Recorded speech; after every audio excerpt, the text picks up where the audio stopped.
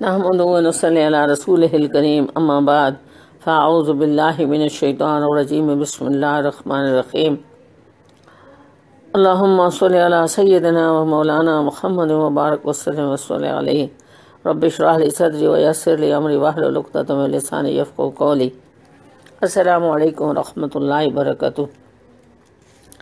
میں بیگم غلام مصطفیٰ بانی و منتظمہ جامعہ منظور اسلام للبنات چکوال پنجاب پاکستان آپ سے مخاطب ہوں۔ ہم تفسیر القرآن کا ایک کام شروع کرنے لگے ہیں اور آج درس اول ہے اور بات کریں گے الاستعاذہ۔ اعوذ باللہ من الشیطان الرجیم۔ بہت سارے لوگ الف اور عین کی آواز کو جدا نہیں کرتے، اعوذ کہہ دیتے ہیں۔ اعوذ باللہ، لام پہ کھڑا زبر ہے، من الشیطان، شی حروف لین میں سے ہے، تو آ کے اوپر کھڑا زبر ہے، الف ایک الف کی مقدار اس کو کھینچنا ہے۔ اعوذ باللہ من الشیطان الرجیم، میں اللہ کی پناہ مانگتا ہوں۔ اعوذ واحد متکلم کا صیغہ ہے شیطان مردود سے۔ مفسرین قرآن کریم کا عمومی طریقہ یہی ہے کہ وہ سب سے پہلے استعاذہ یعنی اعوذ باللہ من الشیطان الرجیم، جس کا لفظی ترجمہ ہے اللہ کی پناہ مانگتا ہوں شیطان مردود سے، اس کی تشریح فرماتے ہیں۔ قرآن کریم کلام خداوندی ہونے کے باعث و مقدس و مبارک آسمانی کتاب ہے جو لفظاً اور مانن دونوں اعتبار سے رسول اللہ صلی اللہ علیہ وسلم پر نازل ہوئی، اور اللہ تعالیٰ کا کلام ہونے کی وجہ سے نہایت مقدس، غایت فضیلت اور نہایت پر عظمت، قابل تعظیم و تکریم ہے، جس کو ہاتھ لگانے اور چھونے کے لیے، جس کو پڑھنے اور سننے کے لیے اس کے شایان شان، آداب اور تکریم اور تعظیم کے طریقے بھی اللہ تعالی نے اپنے کرم سے قرآن کریم میں بیان فرما دیے۔ اللہ فرماتے ہیں لا یمسہ الا المطہرون، پارہ نمبر 27 سورہ واقعہ، یعنی اس قرآن مجید کو نہیں چھوتے مگر پاک لوگ، جو لوگ پاک لوگ ہوتے ہیں وہ اس کو چھوتے ہیں، یعنی بغیر وضو کے ہاتھ لگانا اس کو جائز نہیں۔ ہم مسئلے کی روح سے کسی کپڑے میں لپٹا ہوا تو پھر لگا سکتے ہیں۔ وَإِذَا قُرِئَ الْقُرْآنُ فَاسْتَمِعُوا لَهُ وَأَنصِتُوا لَعَلَّكُمْ تُرْحَمُونَ، پارہ نمبر 9 سورہ اعراف، یعنی جب قرآن پڑھا جائے تو اس کی طرف کان لگائے رہو اور خاموش رہا کرو تاکہ تم پر رحمت کی جائے۔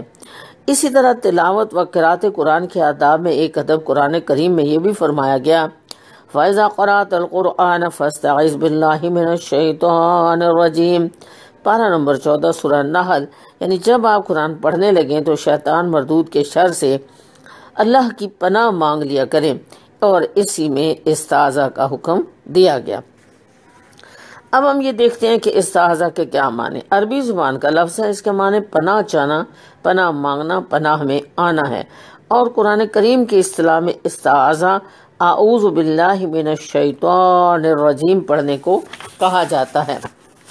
اب یہ حکم ربانی ہے کہ تلاوت کلام مجید سے پہلے اعوذ باللہ من الشیطان الرجیم پڑھ لیا کرے۔ اللہ جانے اس میں کتنی حکمتیں اور مصلحتیں ہو سکتی ہیں، مگر نہایت واضح اور نمایاں مصلحت یہ ہے کہ شیطان کی ہمیشہ کوشش یہ ہوتی ہے کہ انسان کو نیکی سے روکے، برائی اور بے حیائی کے کاموں پر آمادہ کرے، جھوٹ بولنے کی ترغیب دے، اس کے دل میں وسوسہ پیدا کر کے اسے یاد الہی سے غافل کرے، اور جو نیکی اپنی اہمیت اور عظمت کے لحاظ سے جتنی زیادہ موجب اجر و ثواب اور باعث قرب خداوندی ہوتی ہے، اتنا ہی شیطان اس سے باز رکھنے پر زور لگاتا ہے اور اپنے وسوسوں کے ذریعے رکاوٹ بن جاتا ہے۔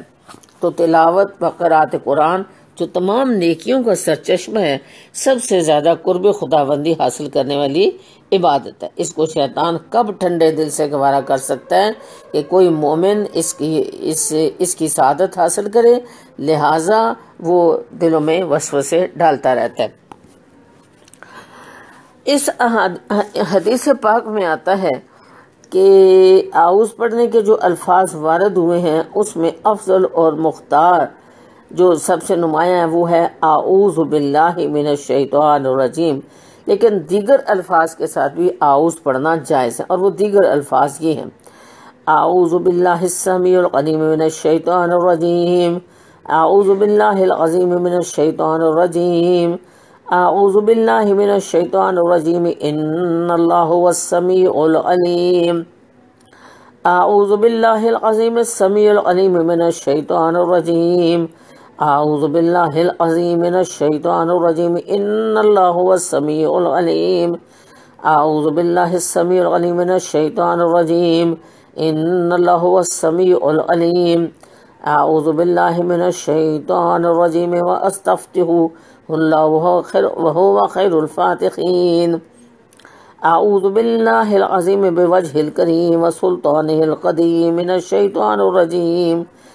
اب استعاذہ کی فضیلت ہم دیکھتے ہیں، اس کے 5 فائدے ہیں: دین و ہدایت میں استقامت، شیطان مردود کے شر اور تکلیف سے بچاؤ، اللہ کی حفاظت کے مضبوط قلعہ اور مقام قرب میں داخلہ۔ اردو میں ہم عام طور پر اس کو قلعہ کہتے ہیں، لیکن استاد بتاتے ہیں کہ لفظ قلعہ ہے، قاف لام عین ہے، قلعہ۔ پیغمبروں، صدیقوں، شہیدوں اور صالحین کے ساتھ مقام امن تک رسائی، مالک زمین و آسمان کی مدد کا حصول۔ اس لیے انبیاء اور اولیاء نے بھی ہمیشہ استعاذہ کیا ہے، جیسے کہ قرآن کریم شاہد ہے۔ چنانچہ حضرت نوح علیہ السلام نے فرمایا، عرض کیا، رب انی اعوذ بک ان اسألک ما لیس لی بہ علم وَإِلَّا تَغْفِرْ لِي وَتَرْحَمْنِي أَكُن مِّنَ الْخَاسِرِينَ۔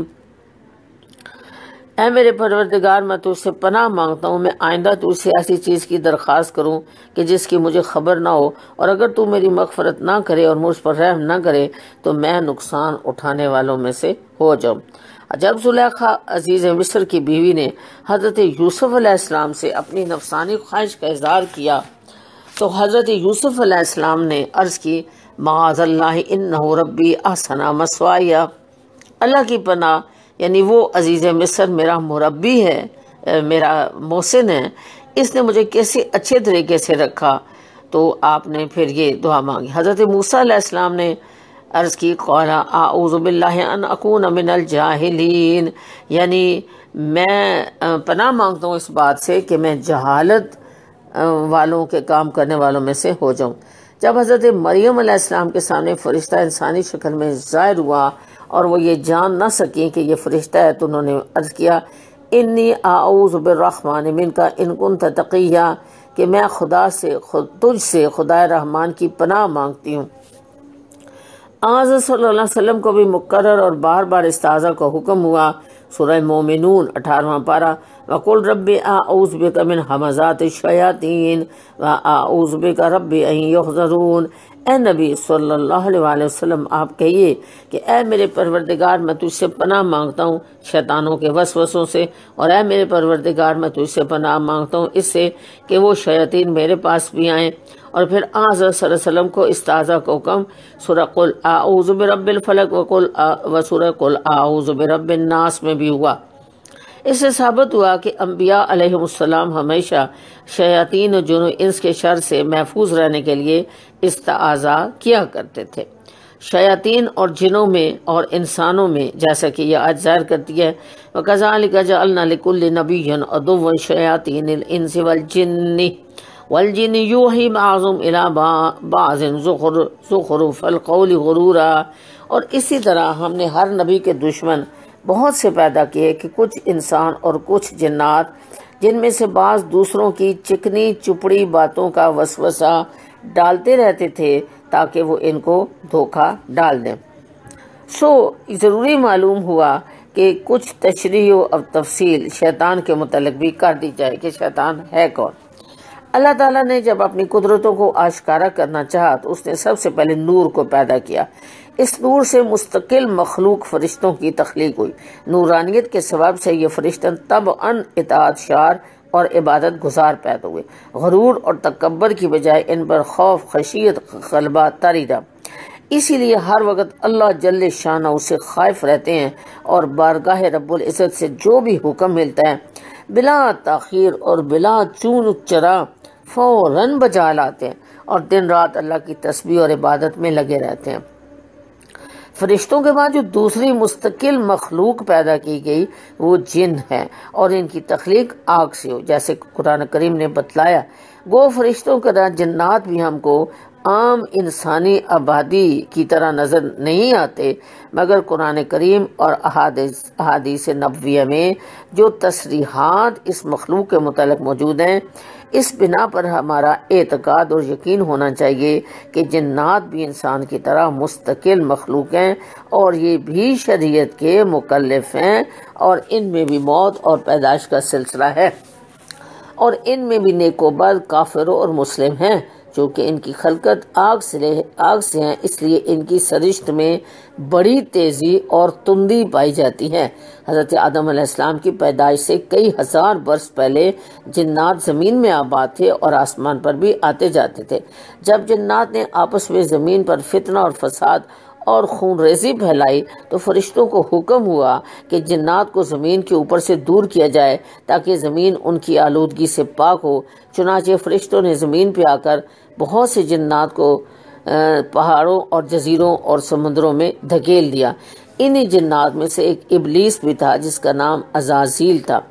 بڑا عالم، فاضل اور عبادت گزار تھا، اور باعث کثرت علم و عبادت کے سب جنوں میں ممتاز تھا، اور زمین کے چپے چپے پہ اس نے عبادت کی تھی، اور کوئی ٹکڑا زمین کا ایسا نہیں تھا کہ جس پر اس نے سجدہ نہ کیا ہو، جس کی وجہ سے اسے تمام آسمانوں پر آنے جانے کی اجازت اور آزادی تھی، اور آسمان دنیا کے فرشتوں میں اسے قدر و منزلت حاصل تھی۔ جب اللہ کو منظور ہوا کہ حضرت آدم علیہ السلام کو پیدا فرمائے تو مٹی سے ان کا خمیر تیار کیا گیا، اور جب جسد خاکی میں خرو پھونکی گئی تو باری تعالیٰ کا تمام فرشتوں کو حکم ہوا تم آدم کے سامنے تعظیم کے لیے سر بسجود ہو جاؤ۔ تمام فرشتوں نے تعمیل ارشاد کی، مگر ابلیس جو اپنے علم و عبادت کی وجہ سے فرشتوں میں شامل کر لیا گیا تھا، اس نے غرور اور تمکنت کے سبب سجدہ کرنے سے صاف انکار کر دیا۔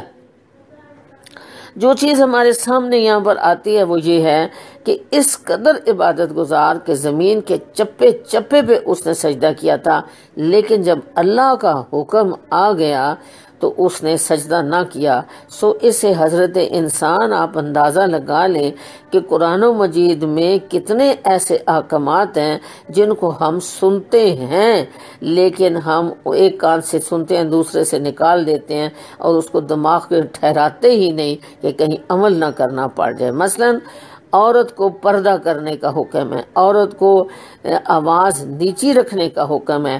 کہاں گئی عورتوں کی کمپیئرنگ اور ٹاک شو کرنا اور ٹیلی فون آپریٹر بننا اور چوراہوں پہ کھڑے ہو کر ٹریفک کو کنٹرول کرنا؟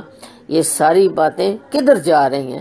یہ سوچنے کا وقت ہے، سوچنے کا مقام ہے کہ ہم تعلیمات قرآن سے کس قدر دور ہو رہے ہیں۔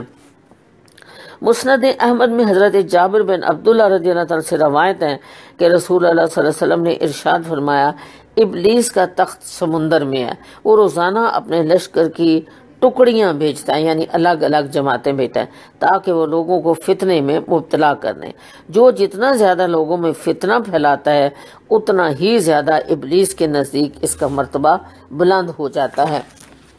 تو عرف میں شیطان سے مراد یہی ابلیس علیہ اللعنہ ہے، لیکن عربی لغت میں شیطان کے معنی باطل یا دور یا ہلاک ہونے کے ہیں، اور عربی زبان میں سرکش و شریر شیطان ہے، خواہ وہ جنات میں سے ہو یا انسانوں میں سے ہو یا چوپایوں میں سے ہو۔ حضرت عمر رضی اللہ تعالیٰ عنہ نے ایک مرتبہ فرمایا، جب آپ ایک ترکی گھوڑے پر سوار ہوئے اور وہ ذرا شوخیاں کرنے لگا تو آپ نے اسے مارنا شروع کیا، لیکن اس کی شرارت اور بڑھتی ہی گئی۔ تب آپ اس پر سے اتر آئے اور فرمانے لگے کہ تو نے مجھے شیطان ہی پر سوار کر دیا، میں اس سے اس وقت تک نہیں اترا جب تک میں نے اپنے آپ میں تبدیلی محسوس نہیں کی۔ گویا کہ جب صحبت شیطان والی ہوتی ہے تو انسان کی طبیعت میں تبدیلی آ جاتی ہے۔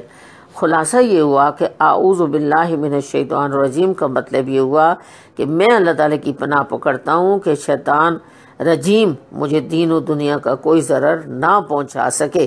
جن احکام کی بجا آوری کا حکم ہے ایسا نہ ہو کہ میں اسے رک جاؤں، اور جن کاموں میں منع کیا گیا ہوں ایسا نہ ہو کہ مجھ سے وہ افعال بد سرزد ہو جائیں۔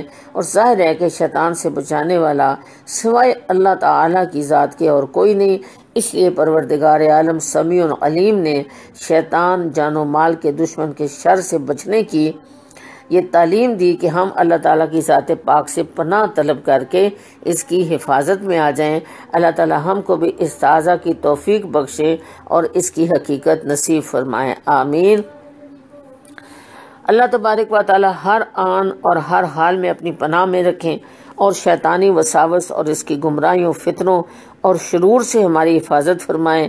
یا اللہ اپنے متوکل بندوں میں ہمیں شامل فرما لیجئے کہ جن پر شیطان غلبہ نہیں پا سکتا۔ یا اللہ اس درس قرآن کے سلسلے کو جو کہ شروع کیا گیا، اس میں ہم کو اخلاص نصیب فرمائیے اور اس کے پڑھنے سننے کو اپنی مرضیات کا ذریعہ بنا دیجئے، اور پڑھنے سننے والوں کے لیے باعث رحمت، ہدایت اور مغفرت بنائیے، آمین۔ وآخر دعوانا ان الحمدللہ رب العالمین۔ اللہ حافظ۔ السلام علیکم ورحمۃ اللہ وبرکاتہ۔